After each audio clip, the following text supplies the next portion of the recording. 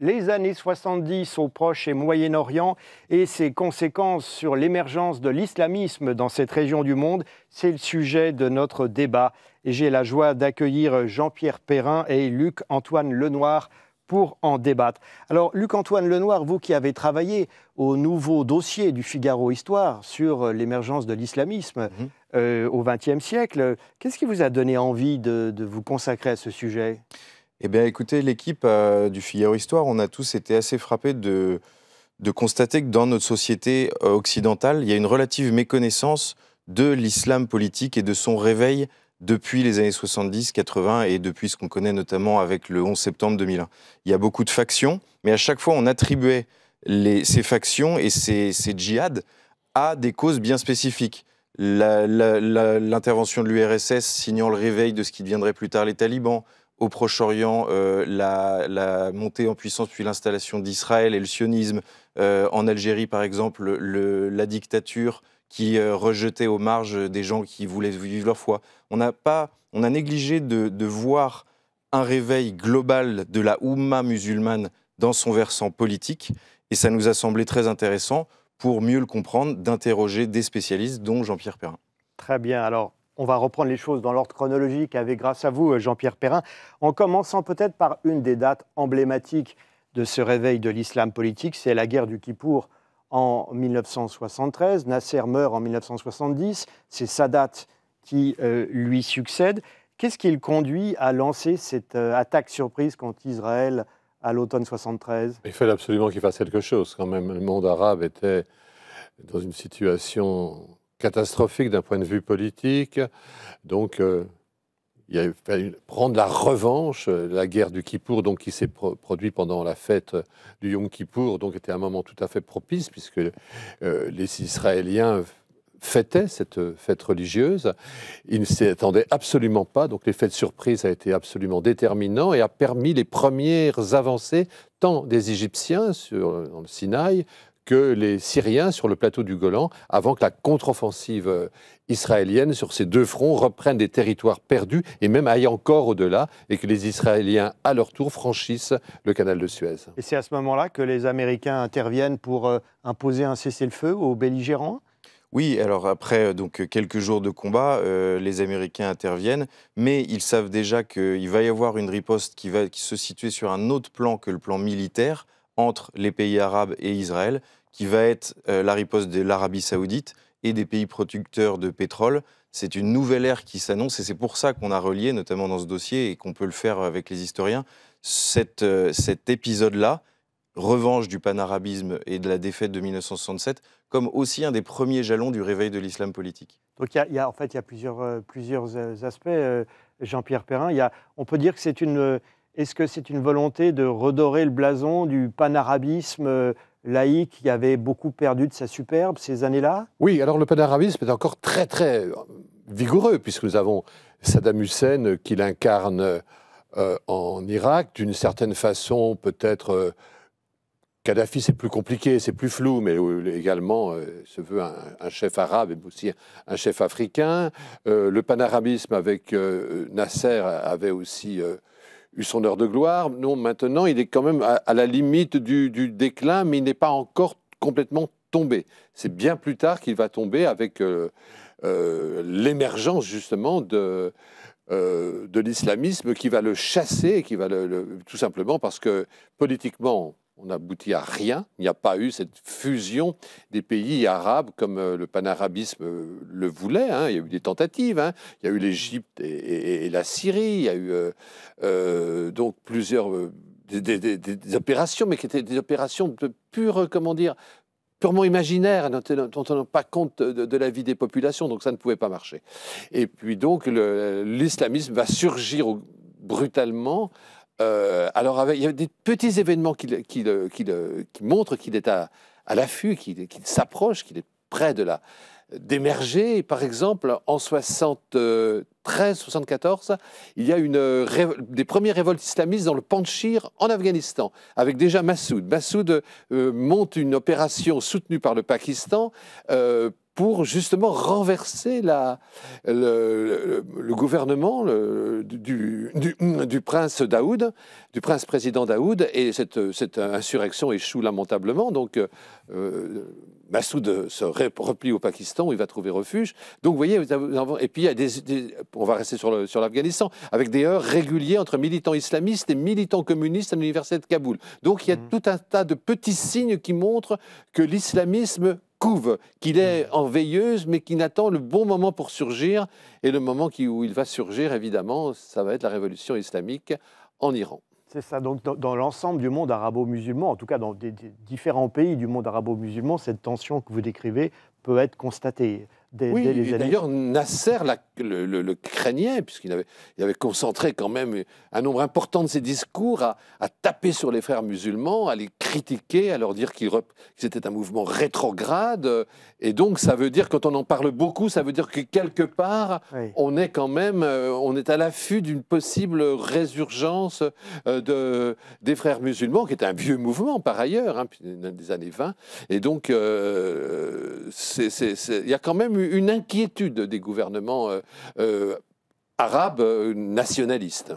Alors, précisément, Luc-Antoine Lenoir, quand Sadat succède à Nasser en 70 et a fortiori au moment de la guerre du Kippour en 73, quelle est son attitude envers les frères musulmans qui constituent ce vieux mouvement islamiste qui a été fondé contre l'occupant, enfin disons le protectorat britannique dans l'entre-deux-guerres? Alors, comme on en parlait, il a une attitude conciliatrice parce que donc lui-même est quelqu'un de très pieux, mais ne veut pas appliquer ça et en faire un outil de pouvoir. En revanche, il voit bien que des factions se développent, une sorte de petit parti islamiste, en tout cas des partis et une pensée islamiste. Et donc, il va y avoir un mouvement, d'essayer de les amener au centre du jeu avec lui, mais sous son autorité à lui. Donc, il va faire intervenir, il va adopter des textes pour la charia, pour favoriser la charia et la loi islamique dans la loi égyptienne. Donc ça, c'est très important, c'est-à-dire que ça devient une source du droit? Oui, bien sûr. La source majoritaire du droit, selon la Constitution qu'il va faire, la nouvelle Constitution qu'il va modifier.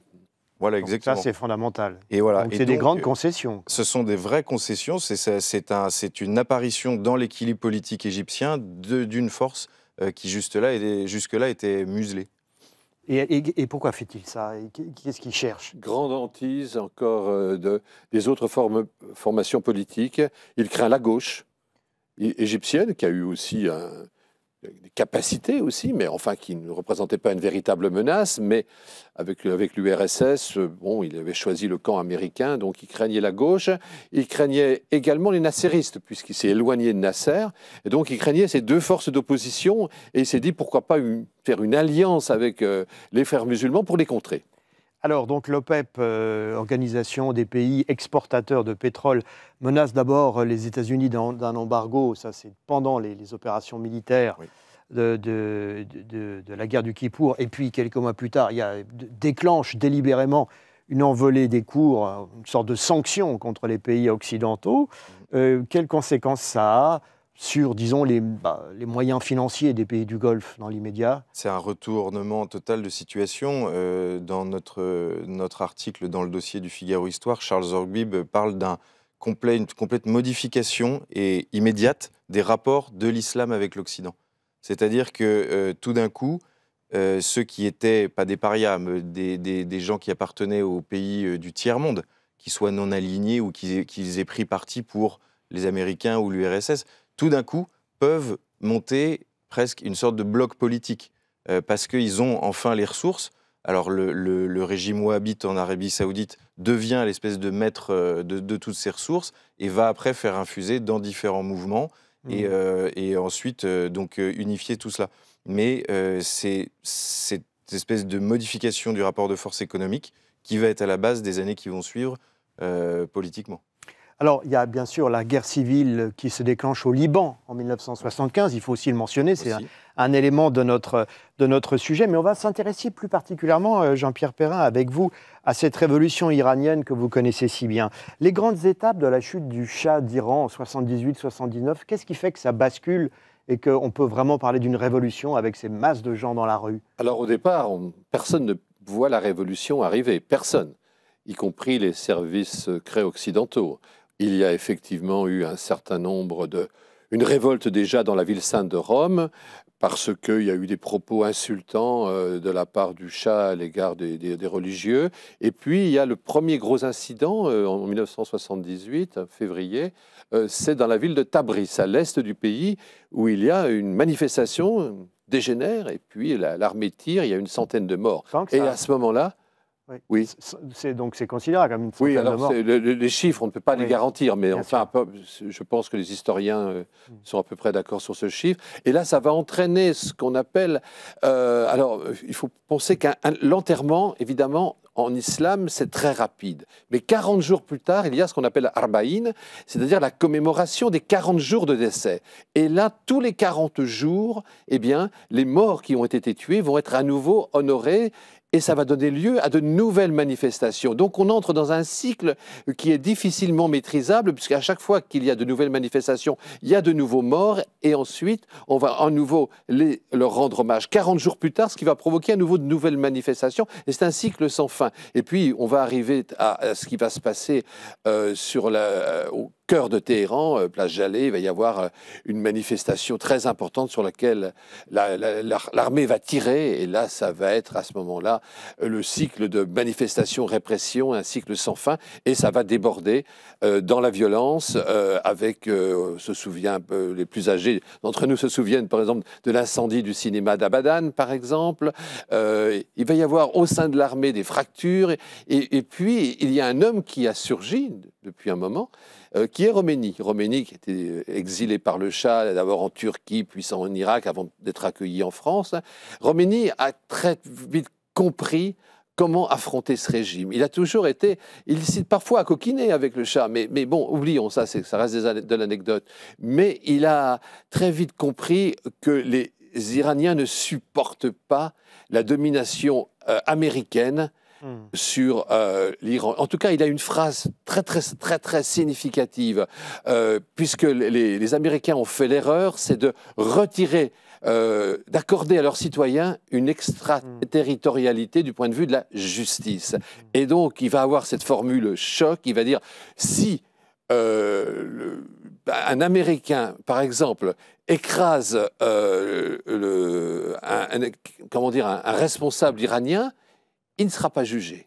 Mais si un Iranien, fût-il le Shah d'Iran, dit-il, écrase un chien américain, pardon, eh bien, il sera déféré devant la justice américaine. Et avec ce genre d'argument, vous voyez, ça plaît aux Iraniens, ça montre quand même, ça remonte leur fierté, et donc il va réussir en plus à faire une sorte d'osmose avec les partis avec lesquels il n'a aucun point commun, c'est-à-dire la gauche notamment, la gauche révolutionnaire. Pardon ? Il est très habile au plan tactique. Il est très habile au plan tactique. Et Luc-Antoine Lenoir, on peut dire donc qu'il récupère ce fameux nationalisme iranien qui est si puissant à son profit ?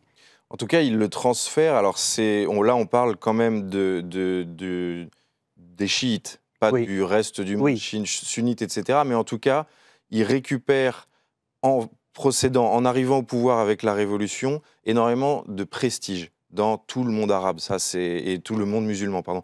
Et donc, effectivement, une partie de ce qu'étaient les vieux rêves panarabes ou les vieux rêves s'évanouissent au profit de cette nouvelle fierté qu'on propose aux musulmans, au profit de cette fierté anti-occidentale, puisque l'Occident s'est comporté en colonisateur, puis avec l'ogre américain en impérialiste. Eh bien, on a un nouveau chemin et un nouveau verbe à opposer, de nouveaux arguments à opposer. Mais lui n'est pas nationaliste, hein, surtout pas. Non, c'est la révolution islamique mondiale. Oui. Et d'ailleurs... il capte un sentiment d'humiliation quand même. Oui, tout à fait. À son profit. Oui, absolument. Il capte le sentiment d'humiliation à son profit. Et notamment, il aura une formule pour dire moi, ce que je veux, c'est la révolution mondiale. Et si l'Iran devait disparaître dans cette révolution internationale, mondiale, peu importe. Donc, en ce sens, il n'est pas nationaliste, peu importe du moment qu'elle triomphe. Donc c'est du chiisme révolutionnaire, on peut appeler ça comme ça ? Oui, c'est un chiisme révolutionnaire qui reprend un peu les fondements du chiisme, qui est toujours la religion des opprimés, la religion des faibles, la religion qui a souffert beaucoup d'une répression au cours de l'histoire absolument à peu près constante, et qui donc là va s'incarner dans la figure de ce qu'il va appeler le Mostadafin, le déshérité, ce déshérité qui est porteur justement de la lumière, une sorte de prolétaire à la soviétique, prolétaire chiite, musulman. Oui, c'est plutôt une internationale qu'un nationalisme. C'est ça, oui. Et donc, effectivement, on comprend les passions que ça peut cristalliser, les émotions que ça peut cristalliser. Et puis arrive... Alors, les Américains, on ne peut pas entrer dans les détails, mais les Américains finissent par lâcher le chat à un moment. Ils n'utilisent pas toute l'armée. L'armée iranienne n'est pas entièrement utilisée. À un moment, le chat acculé préfère s'en aller, puis il est malade. Voilà.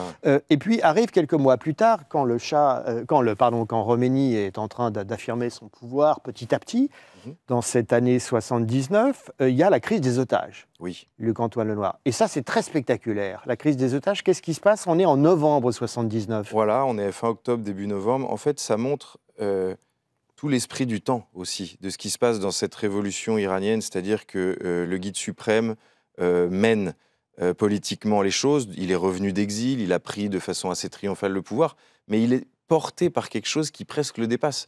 Les gens qui vont procéder à la séquestration des otages de l'ambassade américaine, du consulat, sont des étudiants. Et c'est des vrais étudiants?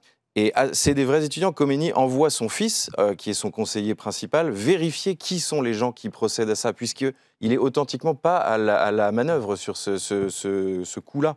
Et en fait, il voit des vrais étudiants avec un islamisme très marqué, avec des valeurs religieuses très profondes. Et donc, à partir de ce moment-là, le guide suprême et son entourage, le gouvernement nouveau iranien, va faire confiance et va les assister, en tout cas à aucun moment envoyer les forces de police ou l'armée pour aller sauver les Américains. C'est un tournant, ça? Oui, c'est un tournant. Il y a deux tournants dans la révolution islamique. Premier tournant, c'est la prise de l'ambassade américaine, c'est sans précédent, hein, et ça va inspirer d'autres prises d'ambassade qu'on a oubliées. On a oublié celle d'Islamabad, l'ambassade américaine d'Islamabad, qui a été brûlée, où les diplomates ont eu la vie sauve in extremis, qui doit être l'année d'après ou 2 ans plus tard. En Libye aussi, prise d'ambassade. Donc ça va inspirer cette prise d'ambassade.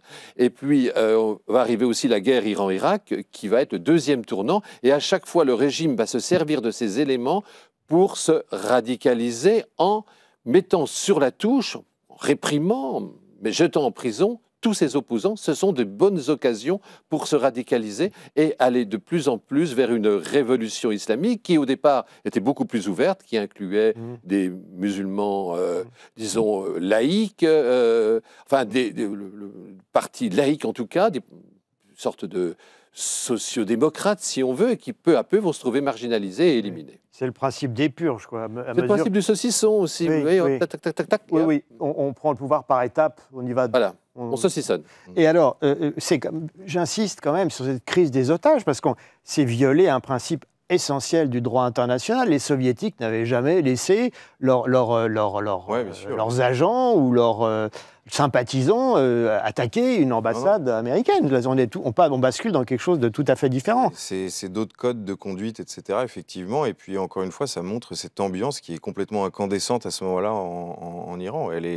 C'est vraiment hors de contrôle. Alors là, et en plus, ils vont être donc séquestrés pendant plus d'une année, 444 jours. C'est énorme. Voilà, ça va être aussi une manière lors des négociations, pour les rendre, ces otages, ça va être une manière pour le pouvoir iranien de discréditer Carter. D'ailleurs, on sait qu'ils vont être libérés le jour de l'intronisation de Ronald Reagan. Donc il va y avoir tout un habillage diplomatique et une utilisation diplomatique de ça qui sera assez habile par le régime.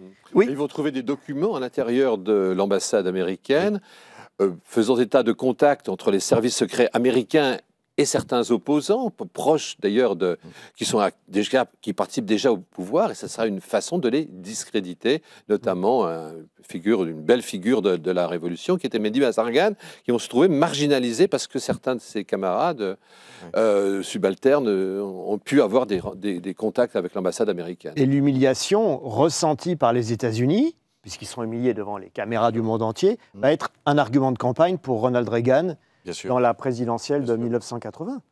Oui, mais il va dire quand même que l'affaire des otages ne le concernait pas. Reagan aura cette formule et qu'effectivement, ils sont libérés le jour de son intronisation à la Maison-Blanche, mais apparemment, il n'a pas joué vraiment un rôle important dans... Alors, en tout cas, c'est une humiliation pour l'opinion publique américaine qui a, semble-t-il, favorisé un discours musclé sur America is back pendant la campagne présidentielle de 1991. Alors, ce qui est très spectaculaire, c'est qu'au moment où cette crise des otages se déroule, on est là le 20 novembre 1979, dans un autre pays, pas très loin, l'Arabie Saoudite, des islamistes radicaux prennent d'assaut la grande mosquée de la Mecque. Est-ce qu'il y a une espèce de concurrence, émulation entre ces deux événements? Difficile à dire, mais Taïba, celui qui va prendre la Mecque, a un parcours un peu de fou mystique.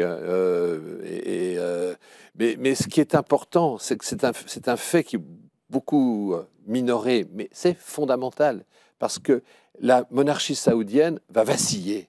Elle va même faire appel, d'une part, à des commandos pakistanais. Elle est incapable de rétablir l'ordre dans le sanctuaire des sanctuaires de la Mecque, quand même. De l'islam, le lieu saint par excellence de l'islam. Le lieu saint par excellence, le plus emblématique de l'islam. Et donc, et aux commandos, aux Français, certains capitaines Baril notamment, ils vont être obligés d'intervenir pour chasser, ils vont utiliser des gaz dans les souterrains. L'histoire est complexe, on ne va pas s'éterniser. Mais en tout cas, ça va fragiliser la monarchie saoudienne qui va dire « Ouh là là, ils sont quand même beaucoup plus dangereux que ce qu'on pouvait imaginer. » Et dès lors, ils vont faire la même chose, c'est tendre la main aux oulémas qui avaient quand même plus ou moins de la sympathie pour ces mystiques qui se sont emparés du haram al-haram, le cœur de la Mecque. Et donc, ils vont passer à une sorte de pacte au terme duquel ceux-ci ne vont pas faire grand-chose en Arabie Saoudite, mais en revanche, le royaume, lui, va essayer de développer un islam politique wahhabite sur l'ensemble des pays arabes. Donc, vous voyez, et là, ils ont quand même réussi quelque chose. Voilà. Mais ça, c'est fondamental, parce que ça veut dire qu'ils vont financer financer des mouvements islamistes à l'étranger pour prouver leur propre pureté idéologique. Absolument. On peut dire ça le reproche que leur font les insurgés, c'est « vous n'êtes pas de vrais musulmans ». Parce que vous êtes trop compromis avec les richesses, avec les Américains, avec les Occidentaux, et en plus, vous avez soumis l'islam. L'islam n'a pas à être sous une autorité quelconque, fût-ce d'un souverain. Donc, c'est justement... Oui, il y a une sous-information en effet, concernant cet épisode. Oui. On peut dire qu'on n'en parle pas beaucoup, c'est assez étonnant, mais l'histoire de l'Arabie Saoudite, c'est pas très connu, alors que c'est pourtant fondamental. Ah, bien sûr, puisque, comme vous dites, c'est aussi le banquier ensuite d'un certain nombre de mouvements islamistes à travers le monde. On va le retrouver après en Afghanistan avec Ben Laden et compagnie, donc... Oui, ça a une importance terrible, cet épisode. Alors, précisément, dans cette même année 79, quelques semaines plus tard, 24 décembre 79, vraiment quelle décennie, l'URSS de Brejnev envahit l'Afghanistan. Alors, c'est une opportunité, vous l'expliquez, pour l'Arabie Saoudite, d'abord pour les États-Unis, puisque pour eux, ça y est, ils vont trouver le Vietnam Exactement, russe. C'est ça, c'est ce que j'allais vous dire. En fait, on dit souvent que c'était une manœuvre complètement folle de la part de l'URSS, mais on est 5 ans après la fin du Vietnam officiel. Et donc, en fait, on est quand même encore dans une logique de bloc avec des influences à garder, à combattre, à défendre. Et donc, quand le parti communiste afghan qui est au pouvoir se retrouve en difficulté, Brejnev n'hésite pas à envoyer la force. Et de l'autre côté, les Américains vont se dire, bon, qui est-ce qu'on peut aider pour profiter de cette déstabilisation? Est-ce que c'est les Pakistanais qui vont être l'interlocuteur des services américains de la CIA dans cette affaire? Les maîtres du jeu. C'est-à-dire l'Arabie Saoudite paye, d'autres pays arabes aussi, l'Égypte envoie des armes par exemple, mais les Américains évidemment aussi, se font un peu les champions de ces moudjahidines, dans lesquels ils voient des combattants de la liberté, ils font une sorte de propagande pour ces combattants, mais c'est le Pakistan qui reçoit l'argent et les armes, et c'est lui qui les oriente, ces armes et cet argent, en fonction des factions de la guérilla qu'il estime le plus, c'est-à-dire les plus islamistes, les plus radicales. Et Jean-Pierre Perrin, pardonnez-moi de vous couper, mais est-ce que Washington a conscience que ses alliés pakistanais, ils favorisent les plus durs, les plus ultras? C'est pas leur problème finalement. Ils vont choisir, ils vont préférer, si vous voulez, approvisionner ceux qui se battent le plus. Et souvent, ceux qui se battent le plus sont les plus radicaux. Donc, effectivement, allez, bon, peut-être à l'exception de Massoud, par exemple, mais Massoud n'aura pas énormément d'armement. Il en aura, évidemment, il touchera de l'argent aussi, mais il ne sera pas le plus favorisé par les services secrets pakistanais, qui sont les maîtres du jeu. Et donc, à ce moment-là, nous avons quand même un paysage de guérilla qui est très complexe, parce que nous avons des guérillas royalistes, nous avons des guérillas fondamentalistes, des guérillas islamistes, des guérillas modérés, d'autres qui sont chiites, soutenus par l'Iran, d'autres qui sont soutenus par... Voilà. Donc on a une galaxie de guérillas, et puis qui va finalement réussir à chasser l'URSS avec un tournant. C'est l'année 1985. Les premiers missiles Stinger arrivent sur le terrain afghan et ils vont décimer la flotte d'hélicoptères. On parle de 333 hélicoptères éliminés. Donc ils vont décimer la flotte d'hélicoptères de l'URSS et c'est le tournant dans la guerre. L'URSS va se retirer 4 ans plus tard. Et alors cette guerre d'Afghanistan, Luc-Antoine Lenoir, est-ce qu'on peut dire qu'elle est une matrice pour toute sorte de groupes islamistes radicaux qu'on retrouvera après en Tchétchénie, en Bosnie-Herzégovine ou d'autres, des Algériens qui vont participer à la guerre civile en Algérie ensuite? Alors oui, puisqu'il y a eu des formations, en tout cas il y a une espèce de mode d'action, c'est le mode guérilla qui est le bon, et c'est-à-dire que face à un ennemi et des méthodes conventionnelles, on va utiliser des financements qui viennent de l'Arabie Saoudite, etc., et des modes d'action qui sont très adaptés aux particularités locales. Donc de l'Algérie, c'est autre chose, etc., mais ils seront formés là. En revanche, je ne sais pas si, comment dire, militairement, il y a eu des traductions directes des gens qui sont partis de là et sont devenus des mercenaires d'islam dans d'autres pays. Mais c'est possible, c'est envisageable, oui. On a oublié les intellectuels islamistes, on a oublié les idéologues. Et parce que les idéologues, il va y en avoir beaucoup. Beaucoup vont venir en Afghanistan ou à ses marges et ils vont analyser tout ça. Et finalement, au bout d'un moment, on va passer d'un djihad qui est purement défensif, c'est-à-dire la défense d'un territoire musulman attaqué par un envahisseur, à un djihad offensif. Mais ça, pas du tout au début, hein, à partir de 1987, c'est-à-dire la naissance d'Al-Qaïda, où on va dire, l'expérience a montré que l'URSS s'est effondrée en Afghanistan, eh bien, passons au djihad offensif qui va concerner le reste du monde. Voilà. Donc, c'est plus le même djihad. On a une évolution entre les deux djihads qui n'ont pas grand-chose à voir, finalement. L'un est simplement patriotique et l'autre, si vous voulez, est un djihad de conquête. Et il y a évidemment un nom propre que le monde entier va bientôt connaître, qui s'appelle Ben Laden. Merci, messieurs, de nous avoir raconté ce qu'étaient les années 70 au Proche-Orient et au Moyen-Orient et ses conséquences. Le temps passe trop vite avec vous. Jean-Pierre Perrin, je rappelle vos livres, Jour de poussière, choses vues en Afghanistan, aux éditions de la Table Ronde. Je signale également avec joie votre nouveau livre sur un tout autre sujet, La Chambre d'Orwell, sur les derniers temps de la vie du génial écrivain, un personnage si attachant. C'est donc depuis quelques jours. Oui, quelques jours.